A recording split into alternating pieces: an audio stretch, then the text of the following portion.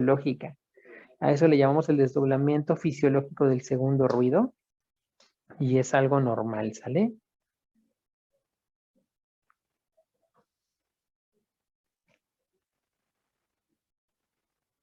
Gracias, doctor. ¿Vale? ¿Otra pregunta? Ujú. Sí, bueno, es más o menos similar. Había patologías que marcaban o decían segundo tono único. Ahí lo que hace es como al revés, ¿no? O sea, referencia de que no hay desdoblamiento. Exacto. Además de que no hay desdoblamiento, no hay pulmonar, por ejemplo, en la atresia pulmonar. Y eso se refiere al segundo ruido único. Eh, es difícil escucharlos sin experiencia, o sea, tienes que escuchar muchos corazones normales, pero se escucha diferente. Se escucha como un sonido más sordo, por así decirlo, en lugar de que se escuche como un retumbo, así como tú, se escucha como tú, como muy seco y muy corto. A eso se refiere un segundo ruido único. Siempre les digo que precisamente en la parte de auscultación, Lalo, es difícil a veces entender lo que el libro dice, ¿no? Siempre les digo que la mejor forma de darse cuenta que algo no es normal es escuchar muchos corazones sanos. Por eso mi recomendación como cardiólogo es que escuchen muchos corazones, escuchen todos los que puedan. Y entonces va a ser muy fácil notar cuando algo no es normal, ¿no? Y ahí tendrán que echar ciencia y analizar qué es lo que están escuchando. Entonces, entonces al segundo ruido le pueden pasar muchas cosas. Puede ser único, cuando no tiene el componente pulmonar, puede tener, como les dije, desdoblamiento fisiológico cuando el paciente respira de forma profunda, o desdoblamiento patológico, que todo el tiempo esté desdoblado. Y eso, como decía Osvaldo Preámbulo, hay dos patologías. La comunicación interauricular. Hay un hoyo que siempre hace que pase más sangre al lado derecho del corazón, por lo tanto, más sangre al ventrículo derecho, y por lo tanto, la pulmonar se tarda. La comunicación interauricular siempre tiene desdoblamiento bueno, no siempre, pues, pero es bien común que tenga desdoblamiento amplio, fijo y sostenido del segundo ruido. Así se describe. Desdoblamiento amplio y fijo porque todo el tiempo lo tiene presente. Y sostenido porque siempre está desdoblado el segundo ruido, no importa si el paciente respira o no. Ese es el desdoblamiento patológico del segundo ruido. Ocurre en la comunicación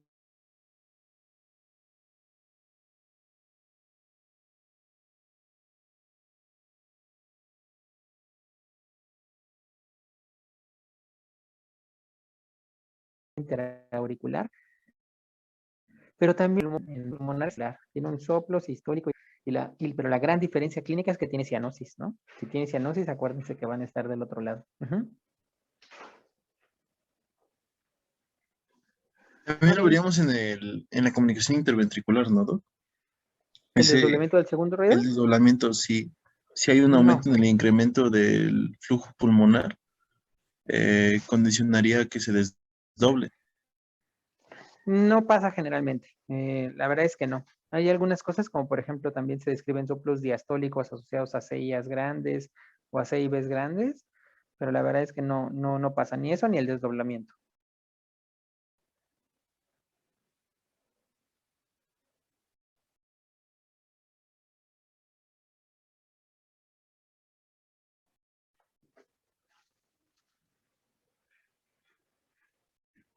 ¿Alguna otra duda específica? Doc, yo tengo una. Ujú, En el caso de la transposición de grandes vasos, mencionaba la ujú. bibliografía que también era frecuente en hijos de madres que consumieron alcohol durante el embarazo. Entonces yo me Ujú. preguntaba si en la clínica de estos niños podría encontrarse también como el síndrome del bebé alcohólico.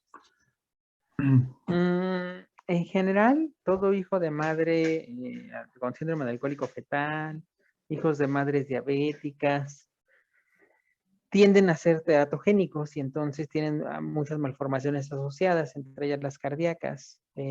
Siempre que encuentres algo que llamamos síndrome dismórfico, es decir, que encuentres dismorfias mayores o malformaciones mayores, como un perforado o no sé, alguna genesia renal o algo así, siempre vale la pena que descartes malformaciones cardíacas.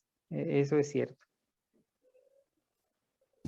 Eso no quiere decir que todos los hijos de madre diabéticas van a estar mal formados, Pero si tienes un hijo de madre diabética y le encuentras ciertas dismorfias, algunas malformaciones, vale la pena hacer un abordaje cardíaco. Y por ejemplo, los hijos de madre diabética más bien se relacionan con algo que llamamos miocardiopatía hipertrófica. El ventrículo y el corazón son gruesos y entonces a veces no tienen ningún soplo y vale la pena revisarlos. Pero en general, si hay otro tipo de malformaciones, vale la pena considerar malformaciones asociadas. Ok, doctor. Gracias. ¿Vale?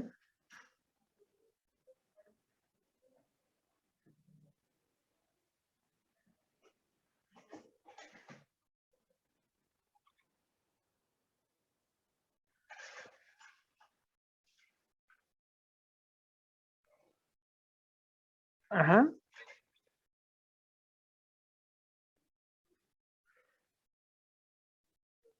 Ah, ok. Digo, por la dosis no te preocupes. Solo hay que saber que hay una dosis de que... Ah, bueno, sí. Son intravenosas, las prostaglandinas. Hay dos marcas principales en México. La más famosa es una que se llama el Prostadil. E incluso hay dos presentaciones. Una que se ocupa, por ejemplo, para disfunción eréctil, donde solamente viene, creo, de 10 miligramos en 1 mililitro. Y otras que vienen de 500 miligramos en 10 mililitros. Y se preparan en infusión continua, pero generalmente se tiene que dar una dosis de carga. Una dosis alta con el fin de estimular que el conducto pues se abra un poquito y luego se da una dosis de mantenimiento para evitar que el conducto se cierre. Pero se usan en infusión continua, o sea, primero una carguita que dura unos 20 minutos y después ya se dejan en infusión continua. Uh-huh.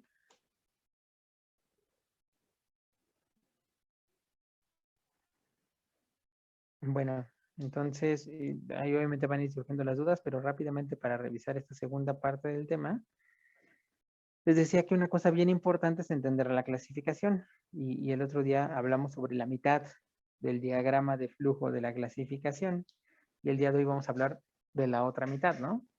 De las cardiopatías congénitas y anosantes. Recuerden, para que sospechen que un niño tiene una cardiopatía sinosante, pues tienen que cumplir el hecho elemental de que tiene que tener cianosis, ¿no? Si no tiene cianosis, pues no tendría por qué tener una cardiopatía sinosante. Con un asterisco que les voy a comentar al final, pero bueno, en general así funciona. Si tiene cianosis, van a estar de este lado del algoritmo. Entonces las cardiopatías congénitas cianosantes se dividen en dos grupos también, de acuerdo a la radiografía. ¿Cuáles son? De flujo pulmonar normal o disminuido y de flujo pulmonar aumentado. Ok, flujo pulmonar aumentado, ahí estás correcto. Y la otra opción es flujo pulmonar que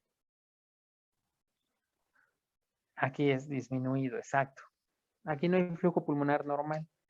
Acuérdense que lo que veía el otro día, les explicaba la vez pasada, ¿no? Si no hay cortocircuitos, el flujo pulmonar va a ser normal.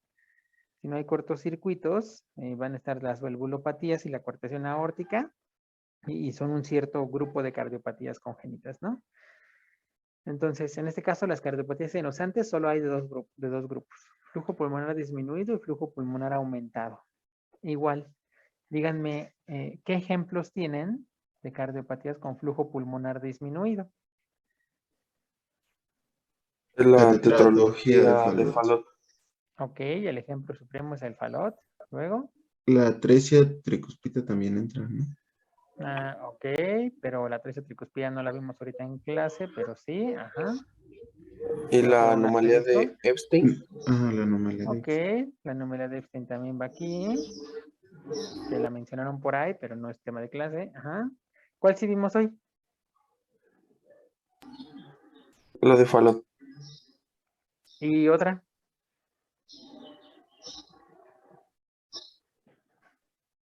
La atresia La pulmonar, transposición de los ¿no? grandes vasos. Exactamente, la atresia pulmonar. Ay, Ujú. perdón. La atresia pulmonar, ¿no? Estas dos son las que vimos hoy. ¿Y de flujo pulmonar aumentado? La transposición de los grandes vasos. Ok, la transposición de grandes vasos, sí. El drenaje Drenaje venoso venoso pulmonar pulmonar. anómalo. Ok, la conexión anómala total de venas pulmonares, ¿no? Ojo, En realidad, debo decirles que en su temario, lo único que viene es Fallot y transposición. Pero a mí me interesa que entiendan la fisiopatología y por eso les pido otros 2 ejemplos de cada una de ellas, ¿no? Lo importante es, igual, hay que tratar de entender la misma lógica que les comentaba la vez pasada con las cardiopatías no cianosantes. Estas cardiopatías de flujo pulmonar disminuido, perdón, vamos a empezar de este lado, ¿qué tienen en común? ¿Qué les parece que tengan en común ellas? Que hay una menor cantidad de sangre que se eyecta a través de la arteria pulmonar. Ok, hay una obstrucción pulmonar. Al haber una obstrucción pulmonar, tiene que ser una obstrucción pulmonar importante para que el flujo pulmonar esté disminuido.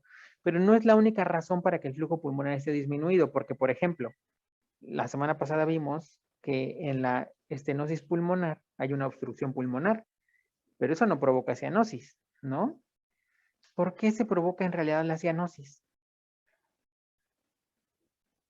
¿Cuál es la otra cosa que tienen en común estas?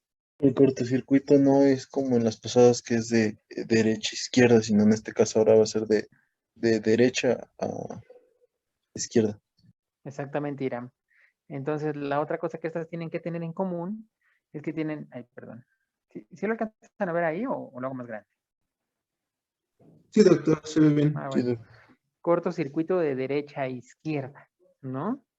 Entonces, es bien importante entender, aquí les voy a dar un tip que les va a ayudar en toda su vida. Para que haya cianosis, tiene que haber corto de derecha a izquierda. Para que haya cianosis. Porque el hecho de que haya una obstrucción no es suficiente para que se produzca la cianosis. Tiene que haber un cortocircuito de derecha a izquierda para que haya cianosis, ¿ok? Eso ténganlo en mente. Ahora bien, estas son más difíciles de entender, por eso son las que dejo al final. ¿Estas qué tienen en común? La transposición y la conexión anómala. ¿La inversión? ¿Las La estructuras? inversión. Tal vez No, que tienen como flujos paralelos, o sea que no están como conectados entre sí. no, la única que tiene flujos paralelos es la transposición. Tiene Mm, circulación en paralelo. Puede ser que solamente son como funcionales porque hay una comunicación interauricular o un ducto arterioso. Perdón, la primera parte no la escuché. ¿Pueden ser que son qué? ¿Dijiste? O sea, que solamente son, pues así como, yo lo entendía así como que compatibles con la vida porque hay una comunicación interauricular o un ducto persistente. Sí, tienes la idea, o sea, sí tiene que ver con los otros defectos. Es decir, vamos a tratar de analizarlo por otro lado. Estas cardiopatías tienen cianosis, por lo tanto, ¿qué tienen que tener? El cortocircuito derecha-izquierda. El cortocircuito de derecha a izquierda. Exactamente. Para empezar, tienen un cortocircuito de derecha a izquierda. Si no, no tendrían cianosis, ¿no? Segundo, ¿qué es lo que a lo que ahorita estaba diciendo, creo que fue Lalo, ¿no? Estas para cardiopatías son incompatibles con la vida, a menos que tengan otro defecto. ¿Por qué? Porque si solo hubiera corto de derecha a izquierda, por ejemplo, en la transfusión de grandes vasos, vamos a poner aquí el ejemplo chiquito, ¿no? Imagínense que está el ventrículo derecho y del ventrículo derecho la sangre se va a la aorta. De la aorta, la sangre regresa a la aurícula derecha, ¿no? Es decir, de la aorta se va hacia el cuerpo, regresa por las cavas y regresa a aurícula derecha, ¿no? De aurícula derecha a ventrículo derecho y ventrículo derecho a aorta. Y por el otro lado, la sangre del ventrículo izquierdo sale hacia la arteria pulmonar y de ahí regresa a la aurícula derecha y de ahí otra vez al ventrículo izquierdo. Perdón, a la aurícula izquierda y de ahí otra vez al ventrículo izquierdo y otra vez a la arteria pulmonar. A eso se refieren los dos circuitos en paralelo. ¿no? Si hubiera solamente corto de derecha a izquierda, eso implicaría que la sangre tendría que pasar de aquí para acá. ¿Están de acuerdo? Pero entonces, en ese caso, ¿qué pasaría? La sangre que del lado derecho se pasa al lado izquierdo, de todas formas se mantendría circulando en este lado. Y ya, el paciente de todas formas no vive. A eso me refiero con que es incompatible con la vida. Entonces, ¿qué tiene que pasar también para que ese niño sobreviva? Pues sería un cortocircuito de izquierda a derecha. O una mezcla de... Exactamente. Corto de izquierda a derecha, y como bien lo dijiste, en realidad en estas cardiopatías lo que necesitamos es que la sangre se mezcle.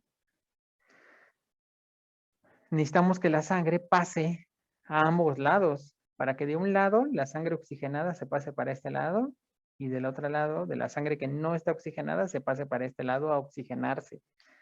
Por eso estas cardiopatías lo que necesitan es que haya una mezcla de sangre.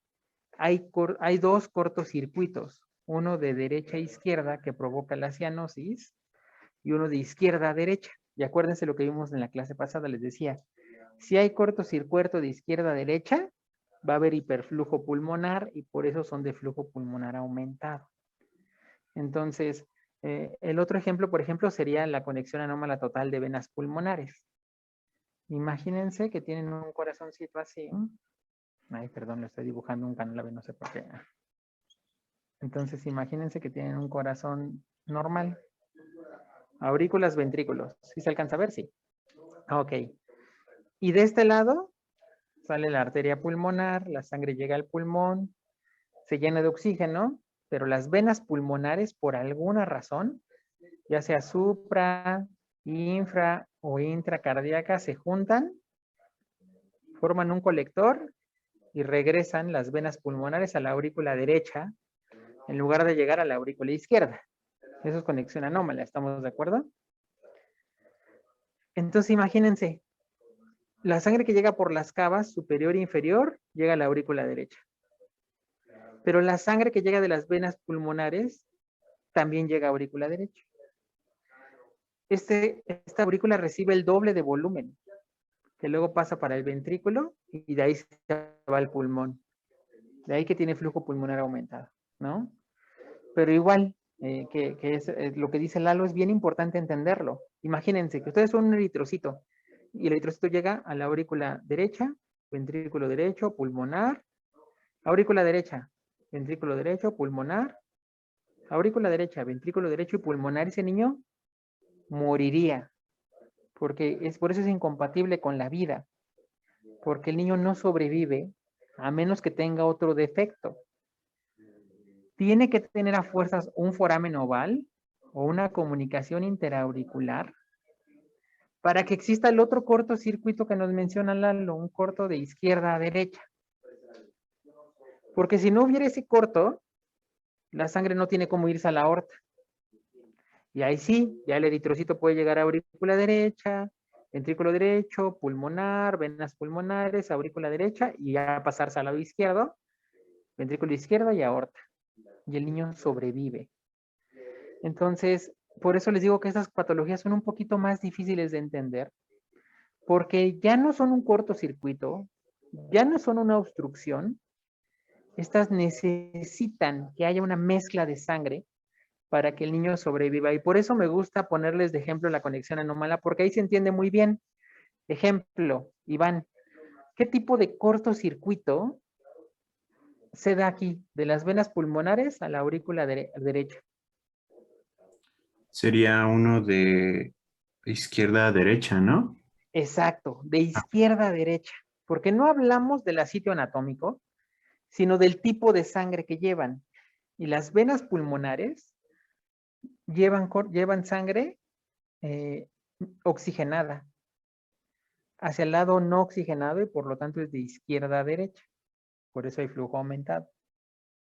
Y tú mismo, Iván, en la CIA, ¿qué tipo de cortocircuito hay? En este caso. En este caso sí sería una derecha-izquierda, ¿no? Exactamente, de derecha a izquierda, el otro tipo de corto. para que el niño sobreviva, y aquí es donde se produce la cianosis. En esta CIA. No es en la conexión anómala, sino en la CIA. La CIA es el corto derecha-izquierda y ahí es donde se produce la cianosis. ¿Queda claro este ejemplo de la conexión anómala? Entonces, lo que tienen en común estas patologías, que son un poquito más difíciles de entender, les digo, es que tiene que haber mezcla de sangre para que el niño sobreviva. Y por eso es que tienen que tener otros defectos, por donde la sangre se mezcla. Entonces, la conexión anómala generalmente tiene una comunicación interauricular o un foramen oval. Le llamamos el defecto obligado. Y la transposición, ahí nos dijeron muy bien en el video, ¿no? Que hay 4 tipos. Y que algunos tienen hiperflujo y otros tienen obstrucción y otros tienen hipertensión pulmonar. Pero a grandes rasgos, ese niño tiene que tener un foramen oval o un conducto arterioso o una CIB que ayude a que la sangre se mezcle. Porque si no hay mezcla de sangre, el niño también se muere, porque como dijo Osvaldo, hay 2 circuitos en paralelo y la sangre necesita mezclarse y pasar de un lado para el otro. ¿Sale? Por el otro lado, ¿hasta ahí alguna duda o pregunta antes de seguir con las otras? ¿No? Y entonces en las otras es muy fácil de entender porque en el falot, ya lo dijeron, hay una estenosis pulmonar infundibular. El infundíbulo está estrecho, está cerrado. A veces puede ser tan cerrado que puede dar lugar a una atresia pulmonar, ¿no? O sea, cuando el infundíbulo está tan cerrado y no le pasa ni un solo eritrocito, se forma una atresia pulmonar porque pues, no pasa sangre hacia la arteria pulmonar, ¿no? Y es el grado extremo del falot, o le llaman falot extremo. Pero tiene una CIB que cabalga sobre el ventrículo y ahí se produce corto de derecha a izquierda. Y por eso el flujo pulmonar está disminuido y por eso hay cianosis, como lo mencionamos, ¿no? En el falot. En la atresia pulmonar, pues no hay gran ciencia. O sea, si no hay pulmonar, pues no le llega sangre al pulmón y va a ser de flujo pulmonar disminuido, ¿no? Y al tener flujo pulmonar disminuido porque la sangre no le llega al pulmón, pues la sangre por algún lado se tiene que pasar al otro lado y entonces tener un corto de derecha e izquierda. Pero el flujo pulmonar está disminuido porque simplemente no hay pulmonar, ¿no? Mencionan otros ejemplos que no son fin de la clase, pero ya que los mencionaron vamos a comentarlos. La anomalía de Epstein, el problema es que la válvula tricúspide no tiene una situación habitual. Es decir, tiene una implantación que llamamos implantación baja. ¿A qué se refiere esto? El anillo de la válvula tricuspidia sí está aquí.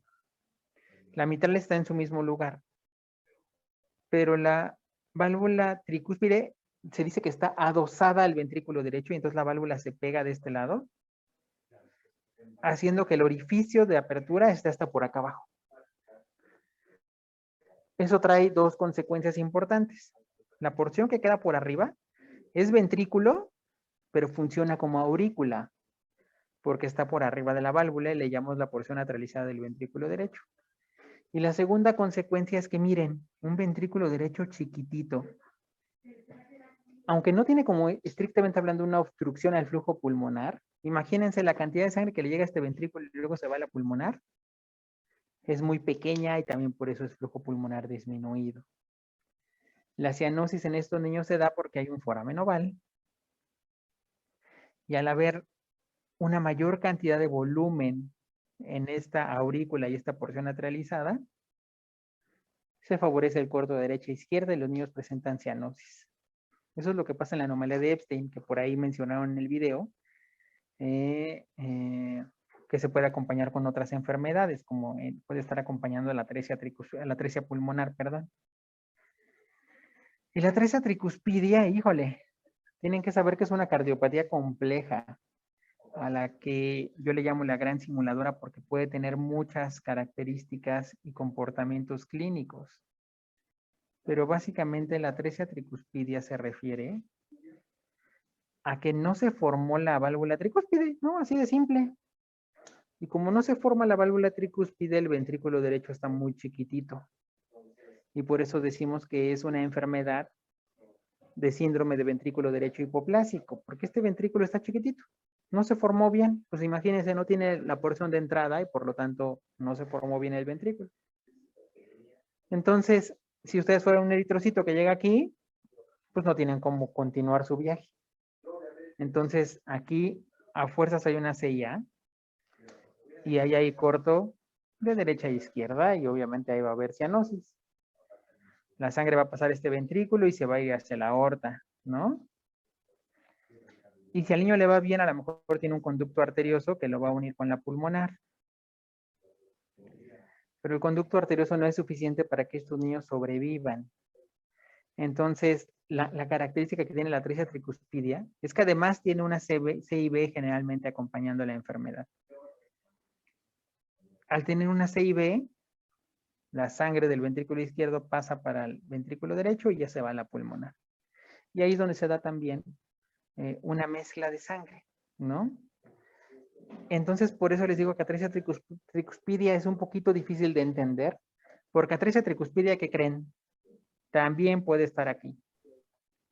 Atresia tricuspidia puede estar aquí, porque en el ejemplo que le estoy dando, la sangre se va hacia el pulmón, la CIB es muy grande, y prácticamente la presión la genera el ventrículo izquierdo al bombear sangre para acá, y el flujo se va hacia el pulmón.